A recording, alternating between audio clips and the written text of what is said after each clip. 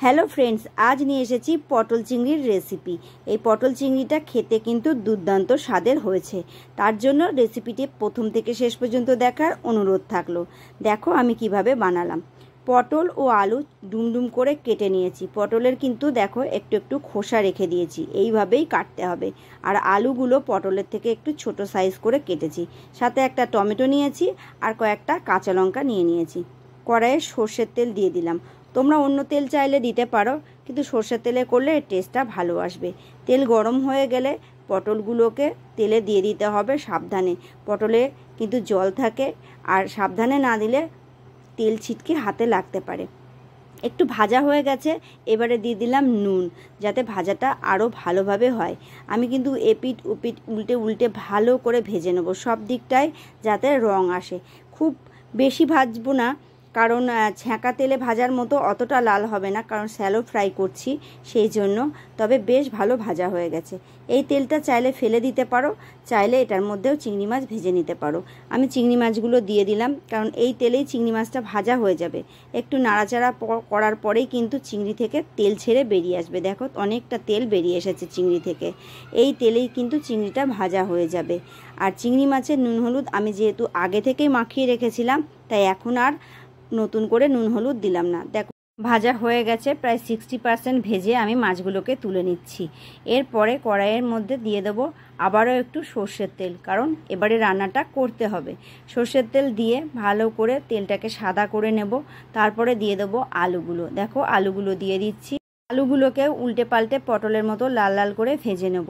এখানে deep fry হবে না, শ্যালো ফ্রাই হবে, কিন্তু বেশ ভালো কালারও এসে যাবে। তোমরা আমার এই ভিডিওটি যদি ইউটিউব থেকে দেখে থাকো, তাহলে আমার চ্যানেল শুক্লার রান্নার ম্যাজিক সাবস্ক্রাইব করে পাশে থেকো। যদি ফেসবুক থেকে দেখো, তাহলে শুক্লার রান্নার ম্যাজিক পেজটিকে ফলো করে পাশে থেকো। যদি ইনস্টাগ্রাম থেকে দেখো, তাহলে শুক্লাশীল অ্যাকাউন্টটিকে ফলো করে নিও।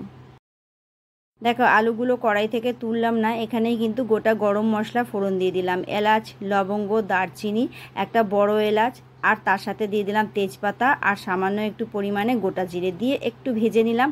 তারপরে দিয়ে দিলাম কুচিয়ে রাখা টমেটোটা দিয়ে একটু নেড়ে চেড়ে নেব। খুব বেশি ভাজার দরকার নেই, সামান্য একটু ভাজা হলেই হয়ে যাবে। এরপরে দিয়ে দিচ্ছি বাটা মশলা। এখানে আছে আদা, রসুন, পেঁয়াজ আর কাঁচা লঙ্কার পেস্ট।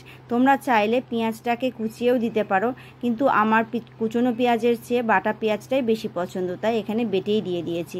সামান্য একটু জল দিয়ে নেড়ে চেড়ে এবারে গুঁড়ো মশলাগুলো মিশিয়ে দিচ্ছি। 1 চামচ হলুদ গুঁড়ো, 1 চামচ জিরের গুঁড়ো, 1 চামচ ধনের গুঁড়ো দিয়ে দিলাম। নুনটা একটু বুঝে দিতে হবে, পরে প্রয়োজন হলে আবার একটু নুন মিশিয়ে দেওয়া যেতে পারে। আর দিয়ে দিলাম 1 চামচ কাশ্মীরি লাল লঙ্কার গুঁড়ো। এটা তোমরা নাও দিতে পারো, এটা দিলে কালারটা খুব সুন্দর আসবে, ঠিক বিয়েবাড়ির রান্নার মতোই দেখতে হবে।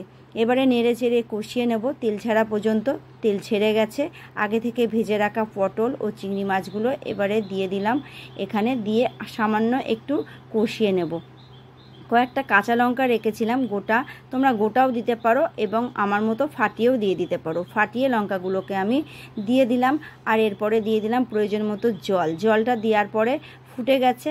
এখন দিয়ে দিলাম স্বাদ অনুযায়ী চিনিটা আমি এখানে 1/2 চা চামচ ব্যবহার করেছি। তোমরা তোমাদের খাবারের পরিমাণটা বুঝে দিয়ে দেবে। সব কিছু নেড়ে চেড়ে মিশিয়ে নিলাম। আর সবশেষে দিয়ে দিলাম ধনেপাতা কুচি। তোমরা ধনেপাতা কুচি না চাইলে নাও দিতে পারো, তার বদলে এখানে একটু শাহি গরম মশলাও দিয়ে দিতে পারো। সমস্ত কিছু নেড়ে চেড়ে নামিয়ে নিলেই রেডি আজকের পটল চিংড়ি। ভিডিওটি কেমন লাগলো আমাকে জানিও।